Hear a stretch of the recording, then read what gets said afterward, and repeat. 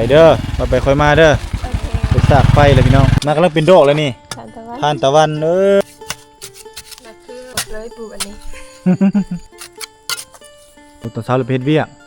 มาแต่เวียกนี่เห็นหัวนี้โดยถ่ายไปได้ถ่ายแต่นั้นนึงคือสิบ่มีมื้อนี้เนาะโดยกินอิ่มนุ่งอุ่นคิดอยู่บ่ว่าสิมีแบบนี้บ่คิดเลยบ่คิดเนาะบ่กล้าคิดว่าตอนนั้นมีแต่ขึ้นผู้เฮ็ดมันโดยเฮ็ดมันเนี่ย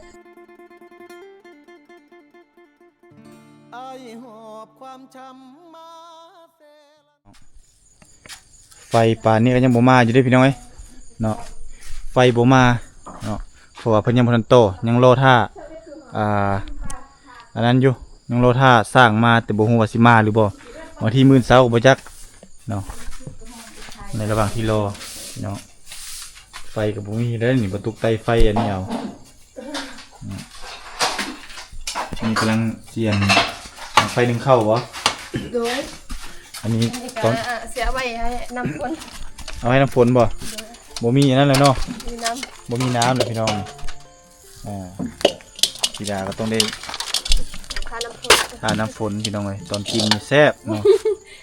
วันนี้แล้วบาทนี่บ่มีหอนน้ำสีล้างพี่น้องยังได้เท่าชิดอันนั้นมีน้ำล้างสักบัดนี้บ่มีแล้วบ่น้ำนะโอ้ฝนเอ้ยบัดนี้เนาะฝนกับบ่มีฝนกับบ่มาเราสิไปเอาน้ำใส่คอใส่มีอยู่บ่บนคอมันมีกระตุกยังมาเล่นเอากระตุกไปตักบ่มีกระตุกคือแต่เก่าบ่กระตุกแบบอยู่เฮือนจะพุ่นยันว่าพอได้เอามาล้างอันนั้นพอได้ทอดไข่ทอดอย่างได้เฮาเฮ็ดแกงไข่แกงอย่างกินมื้อแรงทอดไข่น้องเมื่อจะซื้อเมื่อบ่ที่เข้าบ้านอีกเนาะต้อง2คนเพิ่นล่ะมึงเอาจังได้ออกมาพี่น้องบรรยากาศโคตรดีบ้านน้องธิดาเนาะสิมาเบิ่งบรรยากาศทั้งหน้าพี่น้องบรรยากาศหน้าบ้านน้องธิดาโอ้แล้วนั่นเป็นสายภูเนาะเข้าสุกเหลืองเต็มเลยนี่เส้นทางพี่น้องนี่เส้นทางไปตะโอ้ยนี่เนาะผู้คักอลีบรรยากาศคักสุดเนาะแล้วนี่เข้ากำลังเขียวกำลังสุกเลยทางด้านเทิงภูผู้พี่น้องเข้ากำลังสุกเลยสุกเหลืองเลยพุ่นอันนี้ทางเมืองนองพี่น้องเมืองนองกับฝนเริ่มมาแล้ว ฝนมาเลยเด้อพี่น้องเด้อเมืองนองผู้ฝนประตูกับสิเมือโอ้ฝนดักลัดทางแหละเมืองนองฝนตกทางนี้มันนี่โอ้วิวทางนี้ก็โคตรดีเนาะผู้มีป้าเข้าที่เหลืองซุ่มซ้ำเลยนี่อัปเดตบ้าน3สาวพี่น้อง3ใบเทานี่หน้าบ้านเพิ่นเฮ็ดใส่ตะนางเนาะป้องกันสัตว์เลี้ยงป้องกันงัวควายอย่างต่างๆเนาะทางหน้าบ้านเพิ่นกับปลูกต้นไม้เนาะต้นไม้งามๆนี่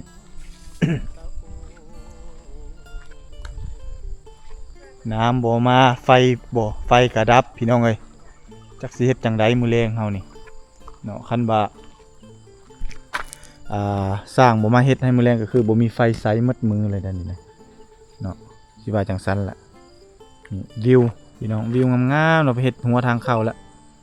น้องธิดาเพิ่นกับน้องๆเพิ่นเนาะพากันเฮ็ดกับน้าบ่าวเอาเข้าไปนั่นทางด้านในไหม นี่ทางด้านในเพิ่นก็ปลูกมาแล้วนี่เนาะธิดาพามาชมสวนเนี่ยเจ้าบ่ได้เฮ็ดเวียกหยังติฮะโอ้อันสิพาแก้วตาไปซากโทรศัพท์อยู่ไสอยู่บ้านเพื่อจ้าโอ้ไผสิไปเจ้าบ่โอ้วาสนาสิไปโอเคให้2สาวพาไปมีไผเท่านั้นบัดเข้าห้องน้ำห้องในเนาะมันยากได้จังหน่อยก่อนให้น้องสาวออกไปก่อนแล้วค่อยให้ FC เบิ่งโอ้ต้นหุ่งเอาอันนั้นมาใส่ ฝุ่นมาใส่จังหน่อยพุ่น โดย ให้มันมีอันนั้นก่อนนี่เบิ่งฝนคือสิตกมืดครึ้มมาหมดเลยนี่ทางนี้ก็คักโอ้นี่กินกาแฟนี่แซ่บนี่ตัวกินกาแฟนี่อ้าวไปเด้อไปค่อยมาเด้อ โอเค ไปสากไฟเลยพี่น้องสากแบตก่อน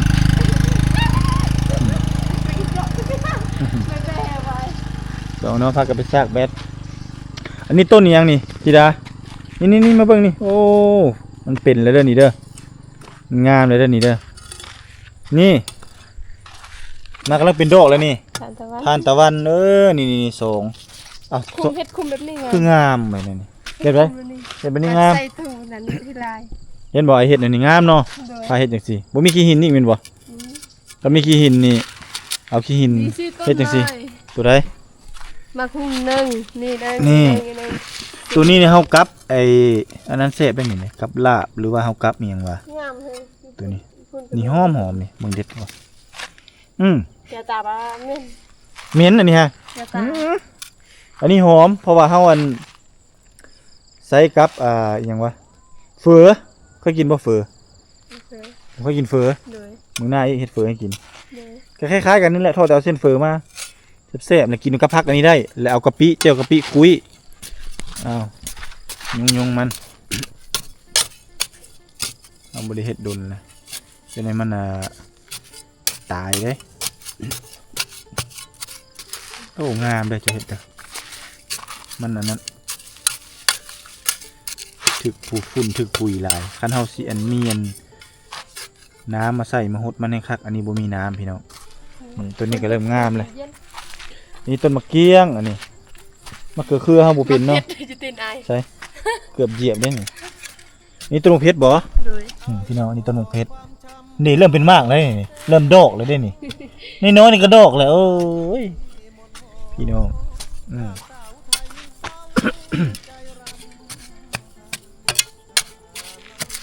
อ้าวเจ็ด มะเขือนี่ มะเขือเนาะ โดย นี่ต้นมะม่วงก็มีเริ่มใหญ่เลยพี่น้องซ้ำสิกินต่อไปนี่คะแนนมันใหญ่ไปเขาไปหาต้นตะกบมาให้เจ้าปลูกแต่ว่าอยู่เมืองนองบ่ค่อยมีต้นตะกบโหบ่ต้น น้องจะปลูกมักเล่นมักเล่น ไม่ได้มันก็เริ่มเป็นแล้วได้มากนะนักเรียนนะ ลายเดือนจะได้ ลายฟ้าลาปีแล้วเนาะอีหยังต้นนี้มาก ต้นมะม่วง โอ้มันหล่นแล้วมันปงไหมเนาะ โดย เอายงดินมันบ่เข้าใกล้มาหลายยงเขตน้องๆฮะมันสิยั่งไปดอกโอ้ต้นนี้ต้นมะม่วงพี่น้องนี่มันกำลังสิปงยอดใหม่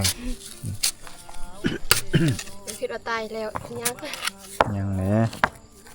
มันต้องได้มะม่วงนี่คันมันขึ้นนี่คักมะม่วงเขียวเสวยนี่งามกินก็แซ่บโอเคมาต้นพริกมันนี่ลิ้นจีต้นนี้ต้นนั้นหนังหุ่งเนาะมาตัวนี้ลิ้นจีพี่น้อง นี่ก็เริ่มแล้วปลูกดอกไม้ ใบ เริ่มปรุงใบไม้แล้วเนาะและหน้าบ้านน้องธิดาพี่น้อง อันนี้ก็น้องเสียตลอดแต่ยา บ่อันเดอร์สันบ่นั้นเนาะ เลยข้างนอกข้างใน โอ้พี่น้องอันนี้เพื่อนขึ้นแล้วนี่ต้นตะไคร้หรือว่าหัวสีไข่หัวสิงไข่พวกสองกกสองกอปลูกข้างหลังก็ขึ้นอยู่บ่หัวสิงไข่นี่ ที่ไร่ สิได้บ่บุคือทางนี้เนาะ น้องว่าได้ใส่พูดใช่ไหม อืม หน้าบ้านนี่แหละสำคัญปลูกงามๆต้นไม้ตอกขอกตามันจังอันนั้นโอเค นี่ ไอตูไทยลายเนาะโอ้อายานฝนตกขนาดมือแรงเบิ่งมือคืมมา อยากเป็น โอเคโอ้มื้อนี้FC เว้าคือบ่ตุกบ่น้องสาวบ่ตุกมื้อนี้แต่งตัวงามมื้อนี้เนาะเป็นพิเศษใส่ชุดสีขาวเสื้อสีลายชุดสีบัวก็งามสีขาวนี่ก็งามพี่น้อง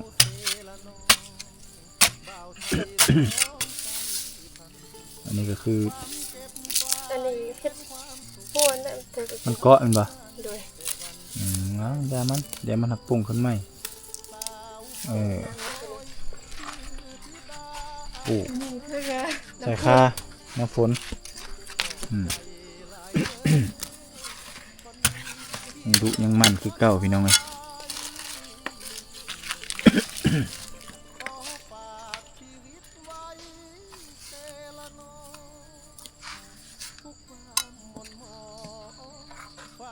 เอาไฟจะได้หรือเปล่าบ่ดึงนึ่งเข้าบ่คือว่าลุกเลยนึ่งฮะ ยัง ยังบ่ อุ่นซื่อๆบ่ คุณข้าวเย็นสิเนาะ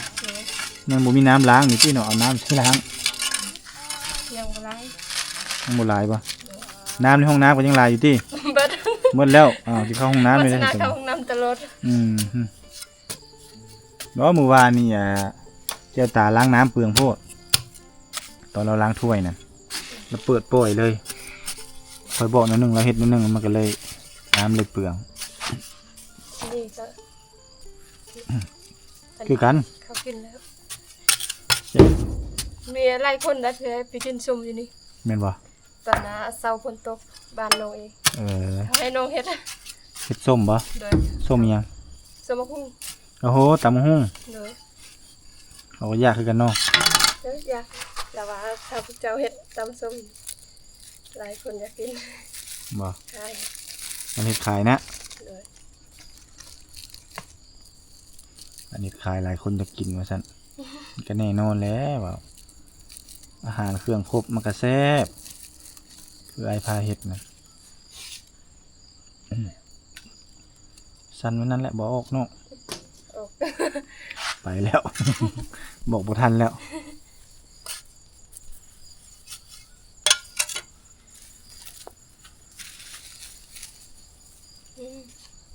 น้ำปูนน่ะ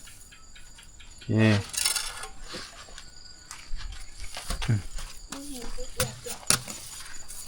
หญ้าก็หลายพี่น้องเลยโอ้ต้นอะโวคาโดนี่งามเลยคักแล้วไอ้มักขนาดนั้นมันเป็นมากดกๆนี่ครับคือว่าอยู่ในบ้านก็มีเนาะต้นมะอันนี้ต้นมะนี่ มีอยู่เพื่อนน้ำวน เขาบ่คู่กินบ่ เขากินเขาบ่กิน เขาบ่คู่กินเอ้า เขาขาย เขามีแต่ขาย มีแต่เด็กกินตอนนี้เขาพูดเลยว่ามีราคา เขาจอง500,000 เขาจอง500,000 โดย ให้จอง บ่ฮู้เขาว่า คนแถวนั้นแหละ เขาบ่ฮู้กินเขาว่าบ่มีประโยชน์เลยปลูกอันนี้ โอ้เขาจอง500,000แล้วเต็มต้นอยู่บ่ โดยเป็นต้น โอ้เสียดายเนาะแท้ไอ้จองแล้วก็แล้วแล้วก็ยากคือกัน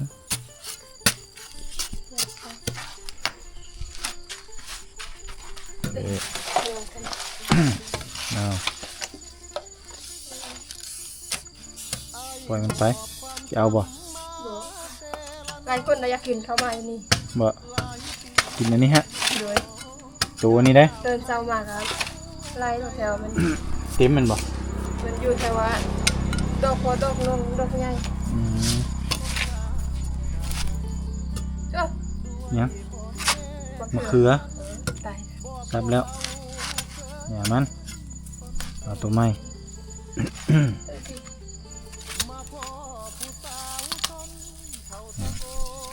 มีความดุความมันของน้องเพิ่นมันอวยหน้าออกจากอันนี้โอ้มันใส่คาอยู่นี่ยงๆแกทางนอกนี่ก็ได้บอกเข้ายัดเข้าในยันมันถึงหะถึงอย่างนี้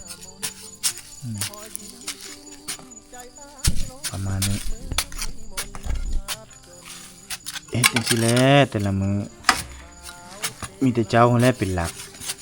คอยบอกคอยสอนน้องต่อไปแนวนั้นแหละ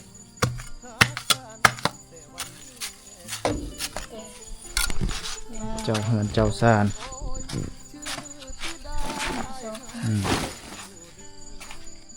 อันนี้บ่งามนะ มันหนักสิงามนี่ก็มันไม่ค่อยงามไปดอก มีคุณลาย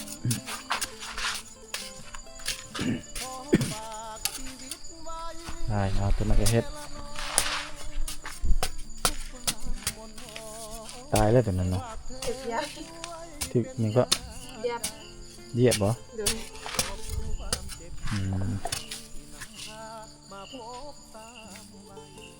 บางทีมันปวดตายกันมั้ยเราต้องก้นมันออกไหมถมมันไหมหากมันย่าง ไล่ ไป ดินนี่ ดินมันออกเลย อืมโอเค ดินนี่ไง ได้ติดเลยดินะเจ้า คือได้ไม่แก้ตาทุกเลย นี่แกตาป่ะ เลยมือน้อง มือเปื้อนโอเคไปด้านพี่มันนี่ อันนี้ผักบุรพา ใช่นี่ไหน ผักบุรพาเนาะตั้งแต่ทีมงานสร้างมาก็กินตลอดเลยเนาะ ด้วย รวมพี่น้อง ผักอันนี้ไป เต็มหมูทางหลังกันพอได้กินอยู่เด้เนาะพอได้เก็บพอได้กินอยู่นี่แหละโอ้ขวดจิโร่กระลาย แต่ว่ากินบ่ได้ไปทางด้านหน้าอีกนี่สมบานธิดา โอ้ขวดจิโร่มักอยู่หลายเนาะแถวนี้เนาะผู้เต็มเลยพี่น้องเอ้ย เจ้าของเขาว่า ไม่อยากพูดการเรียนนะเพื่อน โอ้ ที่มันไม่งาน เด็กผู้เนี่ยมาขุดอันนั้นเด้ มีออกงาน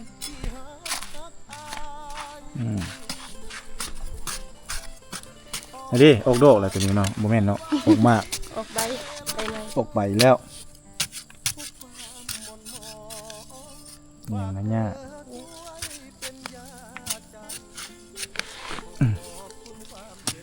โอ้ดิน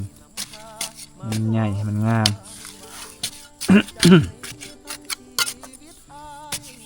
แล้วมันเป็นดอกเป็นอันนั้นเป็นมากนี่เตี้ยๆนั่นนี่แหละ นี่วะ บ่สูงซ้ำประมาณเสาหลักหัวนี่ก็อยู่แล้ว รักเลย อืม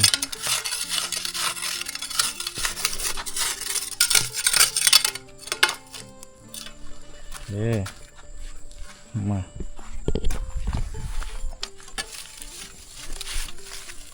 มันเลื่อนมันงามก็ดีเนาะ อืม เนี่ยตรงนี้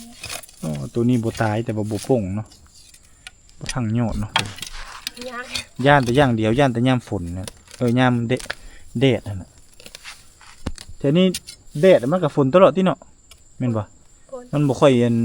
แรงแม่นบ่ โดยยามแรงยามมาแดดแห้งลงก็พด คันแดดแห้งเฮาตัวนี้ฮดเนาะ โดย ต้องฮดนั่นแหละบ่ฮดบ่ได้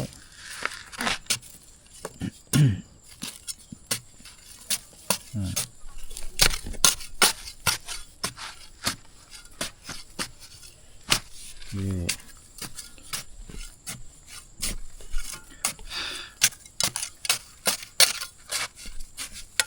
ธิดานี่คือเสาหลักของบ้านพี่น้องเลย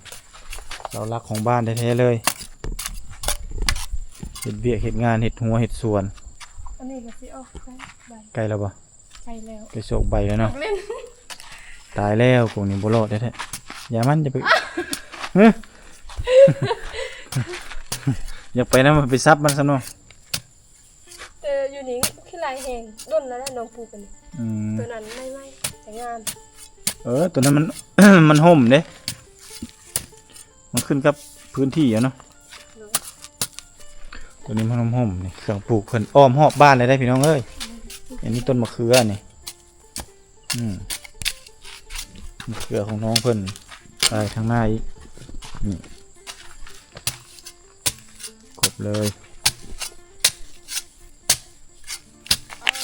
กินน้ำมันก็งามตัวนี้เด็ดนึงเด็ดเดียวมันก็งามละโอเคนี่อันนี้คือของปลูกของฝังเมิดนี่เต็มเลยที่มันนี่โอเคนี่แหละเนาะโอ้ยหูแล้วนี่อันนี้พักกับอันนั้นพักบุรพานี่ใบกับอันนั้นเสพคนนั้น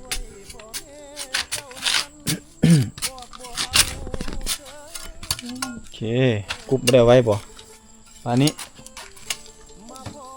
บ่ย่านเขาเอาบ่ บ่ บ่ย่านบ่ไปมาพี่ทางพี่โอเคมาเที่ยวหน้าบ้านพี่มาเที่ยวชมหน้าบ้านพี่เจ้าย่างมามาเลยย่างมาเพราะว่าหน้าบ้านสามสาวพี่น้องเป็นเห็ดใหม่เลยได้เลยเสียมปะเท่านั้นก็ได้ ตั้งแต่อันนั้นเนาะธิดาเนาะ ด้วย ตั้งแต่โดนแล้วที่ว่าบ่ได้มาแล้วก็เห็นความเปลี่ยนแปลงอันนี้คือความเปลี่ยนแปลงหลังจากที่ธิดาเพิ่นอยู่กับน้องกับนุ่งเนาะแล้วก็ได้เฮ็ดหัวแม่นบ่ ด้วย นี่เฮ็ดหัวทางด้านหน้าเนาะ ตอนแรกเห็ดหัวต ตอนเช้าเพชรเวียก โอ้ตอนเช้าเลยไปเฮ็ดเวียก โดย มาแต่เวียกนี่เฮ็ดหัวนี่ โดย ทางข้างนี่พร้อมเนาะ โดย อ้าวอันนั่นคือเป็นตะนางเก่ามันคือแบบดำๆนั่นน่ะ ตานั่ง ขี้เมี่ยง บ่ครบเพชร โอ้แล้วเอาของไผมาใส่ บ่เล็ง โอ้ มาโคตัวนั้นน่ะบ่พอเฮ็ดประตูนี่แล้วไปโคตัวใหม่อีก เออความหมายคือมันบ่พอ โดย แล้วตัวนี้เอามาเฮ็ดประตู โดย ประตูใส่นี่พี่น้องนี่เงินน้องสาวเพิ่นกลางคืนนี่ปิดบ่ ปิดแต่ว่านี่ยังบ่สำเร็จให้อะพอเฒ่าตัดใหม่ไปเฮ็ดประตู เฮ็ดประตูไปได้เฮ็ดประตูโซดเอา โดยบ่เฮ็ดประตูเอานี่ครอบ ครอบเลย โดย โอ้เฮ็ดครอบเฮ็ดเป็นไม้เอา โดย แล้วละอัด โดย ดึงเข้าดึงออกเอา โดยน่าสบายทีเนี้ย มันยากเนาะตัวนี้นะดึงไปดึงมาเนาะแต่สมมุติแสดงว่ากลางคืนนี่ยังบ่ทันได้ปิดอันนี้ ปิด โอ้ปิดคือกัน โดย เกาะโซนนั้นโซนนี้แม่นบ่ โดย ตอกเหล็กตะปูใส่ บ่มีแต่ เอาวางใส่ซื่อ โดยเอาเล็กลวดแล้วงัด เล่นลูกมัดปิดป้องกันพี่น้องนี่เงินน้องเพิ่นนี่เนาะทางเพิ่นก็ใส่น้ำหมึกจับ6เส้นบ่ได้2 4 6บ่ ทีนี้5ทีนี้6 โอ้ทางนี้5ทางนี้6เนาะ โดย พี่น้อง6เส้นอันนี้2 4 6ทางนี้5เส้นนี่เงินน้องสาวเพิ่นแอมมาแล้วนี่แล้วมีตู้มีหยังเนาะเงินอยู่ใจกลางพี่น้องถือว่าเรียบร้อยอันนี้เฮ็ดเองไอเดียคิดเองเนาะ โดย มีผู้ใหญ่ใจบุญเพิ่นช่วยเพิ่นยังมาแล้วก็เอาน้ำมาจับมาเน่งอ้อมเนาะ โดย เฮ็ดเองหมดเลยพี่น้องเนาะตามน้ำพักน้ำแห้งของผู้หญิงผู้หญิงผู้หนึงนั่นแหละเนาะ โดย เฮ็ดได้สำนี้ก็ถือว่าบุญแล้วเพิ่นว่าเพิ่นว่าสิอยู่ น้องได้สำนีเงิน FC เงิน เงิน FC ไอทุกเงิน FC เงินรักๆอ่ะเนี่ยจะ ผู้ใหญ่ใจบุญเนาะ ตา หลวงตาเนาะ โดยที่ได้เงินดังนี้ ที่แยงเนาะจนได้เฮือนหลังนี้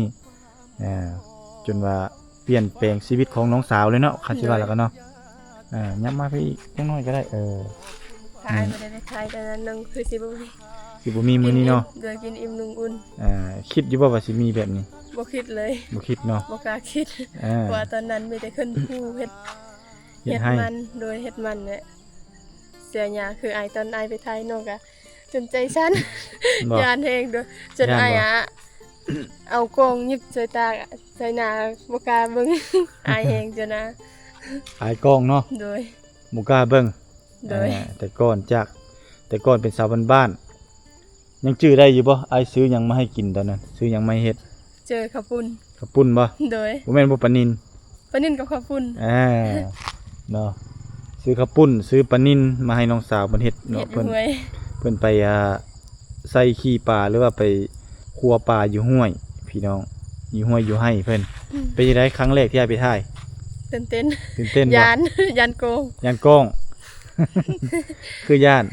ยานบ่เคย บ่เคยเจอเนาะ โดย บ่เคยมีคนมาถ่าย อีกอย่างบ่เพื่อรู้จักภาษา บ่จักภาษา โดย เดี๋ยวนี้เด้เก่งขึ้นแล้วบ่ ธรรมดา ธรรมดาเนาะ แต่ว่รู้จัก ใครๆคือแน่เนาะ โดยอายเว้านี่รู้จักแต่ว่าน้องอีกสิเว้านี่ บ่เป็น บ่ถนัด ความหมายคือฮู้จักอยู่แต่ว่าบ่ค่อยถนัดปานใด คืออายอะรู้จักภาษาโนเลย แต่ว่าอาชีวะก็บ่เป็นแม่นบ่ โดย คือกันนะเนาะเอ้ามื้อนี้เฮาสิอยู่แบบงมมืดพี่น้องเอ้ยเนาะ บ่มีไฟ บ่มีฟืนบ่มีไฟเอาย่างเลาะๆนี่น้อยหนึงบ่เหาะบ่เลาะหลายดอกเพราะว่าเฮาก็บ่หนีไกลเฮือนได้ล่ะอยู่ใกล้ๆเฮือน ลุงตาแล้วพาเพื่อน หลวงตาเฝ้าเฮือนนี่ทำเลธรรมศาสตร์บ้านน้องสาวเพิ่นนี่เอาเข้าใกล้ๆน้องก่อนมันจึงเห็นนี่ อันนี้คือธรรมศาสตร์บ้านเจ้าเนาะ โดย นี่ธรรมศาสตร์โคตรงามเลยพี่น้องนี่เส้นทางเมืองน้องอันนี้เนาะนี่อันนี้ป่าเข้าคันเจ้ามีให้ทางด้านนี่คือสิบ่ได้ไปพูเลยเนาะ โดยสบายทีนี้ ทางนี้มีดินเขาจองหมดแล้วบ่ ดินทางนี้ดินปานนี้ อยู่มาปานนี้ โดย โอ้ถ้าสมมุติเฮาขอเฮ็ดนี่ได้บ่แบบนี้ บ่ได้แล้วเดี๋ยวนี้ บ่ได้เลยบ่ เพราะว่าเขาก็มีอะ คนหลาย คนไล่คือกัน มีสมาชิกหลายแล้ว โดย ก็เลยเฮ็ดบ่ได้ เขาก็ยังบ่มีกันดินเลยเฮ็ด อื อะ ม เฮ็ดสวนมันเบิ่งพุ่น โอ้อยู่เทิงภูแม่นบ่ โดยนั่น โอ้นี่คำว่าได้ไผได้ดินแถวนี้ได้ว่าเป็นพระเอกแล้วเดี๋ยวนี้ โดย เนาะ โดย ดีแต่ว่าธิดาได้เฮือนหลังนี้เนาะเฮือนหลัง เราก็ งาม แล้วได้ดิน ๆได้ดินได้เฮือนพร้อมเนาะ แต่ตอนทำอิฐน้องคิดว่าสิปลูกอยู่เฮือน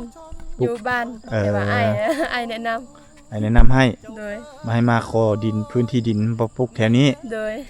ต่อไปมันพัฒนามันเจริญเนาะ โดย อ่า ต่อไปเขาก็อาบุญมีเขาก็ว่าสิเฮ็ด ย้ายมาอยู่พี่ สิมาเฮือนละ สิมาอยู่นอกแม่นบ่ โดยสิอยู่นี่ สิมาอยู่นอกพี่น้องต่อไปนี่ก็อัมสุดาก็สิมาอยู่แถวนี้แหละแม่นบ่ โดย เริ่มทยอยออกมาพี่น้องเพราะว่าไฟก็ฮอดแล้วเด้เนาะธิดาดึงมาก่อนหมู่เลยฮอดเฮือนจึกเนาะมีเฮือนหลังนี้เป็นเขาสิว่าแล้วก็เป็นญาติพี่น้องเนาะเป็นคู่กันเนาะไปหามาเว้เด้เฮือนก็ห่างแต่นี่ไปก็ประมาณ700เมตร700-800เมตรก็สิเห็นเฮือนของชาวบ้านที่ออกมาตั้งกันประมาณ10ปลายกว่าหลังคาเฮือนเนาะอ้อมรอบแถวนี้ก็ล้อมรั้วด้วยสายผู้นี่ล้อมรอบหมดเลยเนาะธิดาก็อยู่นี่แคมทางเวลาแขกคนไกลไปไกลมาเนาะคะแนนเบิ่งเนาะเด่นแฮงงาม มันก็เด่นมันก็งาม งาม คันเฮาขายเครื่องก็พอได้ขายเด้พี่น้องเอ้ยเนาะเพราะว่าเฮือนก็งาม หลายคนได้มาอยู่นี่เขาว่าคืองามแต่วิวเจ้าเจ้าไทยเครื่องคือสิดี ก็จะได้ขายดีเนาะ โดยเขาว่างามแฮงอันนี้ที่นี่เหมาะแฮง เหมาะเจาะว่าเสีย เหมาะกับเฮือนเหมาะกับดิน เหมาะกับเฮือนเหมาะกับดินเลยเนาะ โดย จักเหมาะบ่เหมาะเลยท่านผู้ชมเนาะเฮือนก็งามเนาะวิวก็งามพิเศษคนก็งามเนาะหมด3พี่น้องเลยพี่น้องเอ้ยงามอย่างเดียวบ่พอได้ทั้งดุทั้งมันนี่พี่น้องเนาะเอาย่างมามื้อนี้คักหลายพี่น้องเอ้ยย่างไปบ่ไกลพี่น้องเพราะว่าบ่มีคนอยู่เฮือนเนาะ ยาน เป็นเฮือนหนีปะ โดย เป็นเฮือนเล่มนี่ มาแล้วบ่ วาสนาพุ่นน่ะบ่แม่นได้วาสนาน่ะขี่รถ คือ ไปๆนะคือสิ บ่ บ่ แม่น แม่นไอ้เบิ่งตาเดียวก็ฮู้ โอ้ บ่ แม่ แม่ น น ร เด้ ถ นะ น้อง อ้าวนี่แหละพาน้องสาวเพิ่นเลาะบรรยากาศยามแลงเนาะที่บ้านตุ้มลีเก้าก็คือบ้านของน้องสาวคนนี้เนาะคือมากล้าแสดงออกทุกสิ่งทุกอย่างเนาะจนเฮ็ดให้สาวชนเผ่าตะโอยเฮาก็คือน้องธิดานี่ได้มีทุกสิ่งมีทุกอย่างในมื้อนี้บ่ตุกบ่ได้เมื่อแล้วมื้อนี้เนาะเพราะว่าน้องสาวเพิ่นก็ทั้ง3ก็ไฟดับแน่เนาะสร้างก็จักสิมาแปลงแท้หรือบ่ตามอ้ายคิดนี่เปอร์เซ็นต์ฟันธงเลยคือสิบ่มาแล้วมื้อนี้ บ่ได้มาแล้วคือสิเป็นมื้ออื่นเนาะจังสิได้มาเนาะก็อีตัวน้องๆเพิ่นอยู่มืดอยู่ค่ำอีกเดี๋ยวบ่ตุกกับในบ้านเนาะสิมานอนยามให้ เนาะนอนยามหน้าห้องให้อยู่นอกไปเลยพี่น้องเนาะ ใจอ้ายเด้อที่ว่า เพราะว่า เนาะ พอชั้นบ่ได้เนาะกลางค่ำกลางคืนย่านก็สิว่าแล้วก็ผู้หญิงอยู่3คนเนาะ โดย เพราะว่าข้างเฮือนนี่เพิ่นก็ ไปแล้ว ไปแล้วบ่อยู่เนาะไปเวียกไปงานเพิ่นเนาะเอ้าแต่เฮาก็สิค่ำสิมืดแล้วจักหน่อยก็สิให้ธิดาน้ำก็บ่มีเฮามื้อนี้ก็อุกอั้งอยู่บ่ตุกก็ยังบ่ได้อาบน้ำเนาะธิดาก็ยังไผก็ยังบ่ทันได้อาบจักคนเลยมื้อนี้เนาะ ถ้าซั่นถ้าอายอยากเมื่อก็เมื่ออยู่บ้านอาบอยู่เมื่ออยู่บ้าน อาบอยู่บ้านบ่อาบอยู่ไส หลายอยู่บ้านนำมี บ่อาบนะบ่อึดเนาะ โด โอ้ ย เฮือนน้ำเสื่องก็มีเฮือนพี่น้องติก็มีบ่อึดเหมือน อ นะ ยู่อำลึงมีห้องน้ำ อยู่เฮือนอำลิงก็มีห้องน้ำเนาะ โดย เข้าทางนี้ก็ได้บ่ ได้ มีบากเนาะ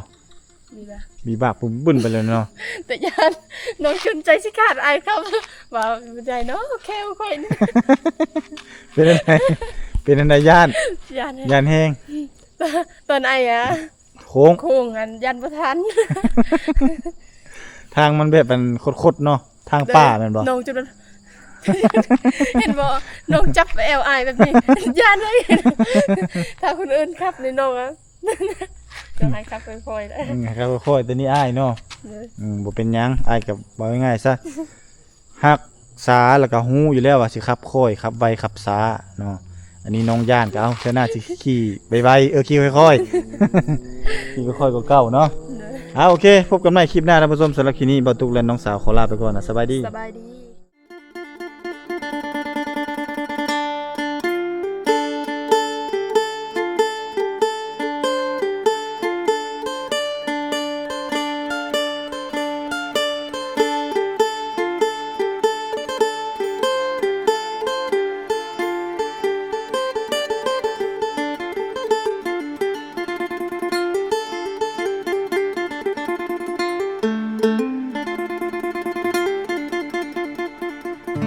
อายหอบความช้ำมา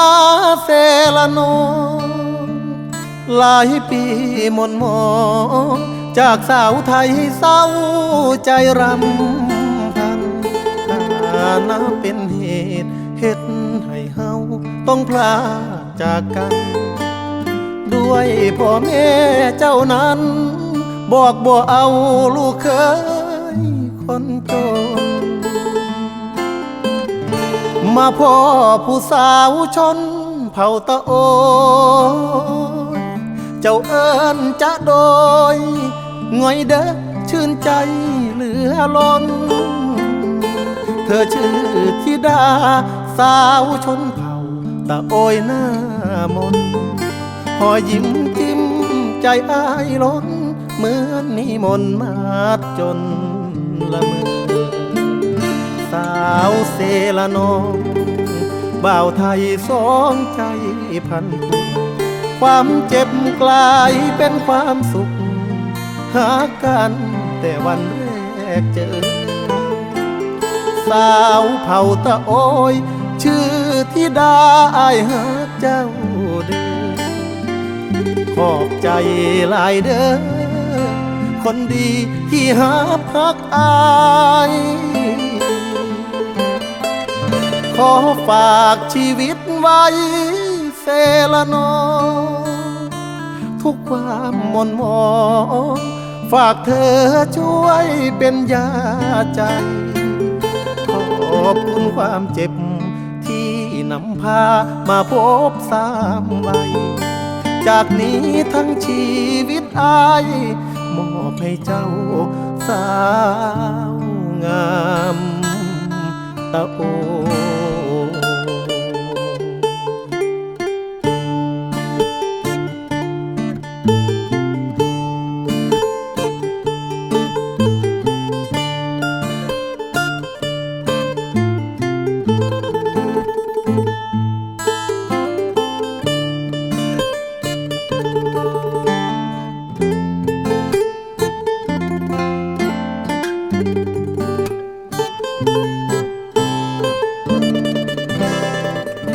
สาวเซละนอง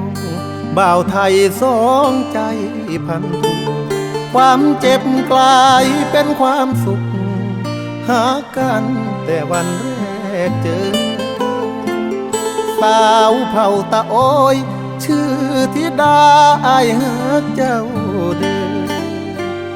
ขอบใจหลายเด้อคนดีที่หาพักอายขอฝากชีวิตไว้เซละนอทุกความหม่นหมองฝากเธอช่วยเป็นยาใจขอบคุณความเจ็บที่นำพามาพบสามใบจากนี้ทั้งชีวิตอายมอบให้เจ้าสา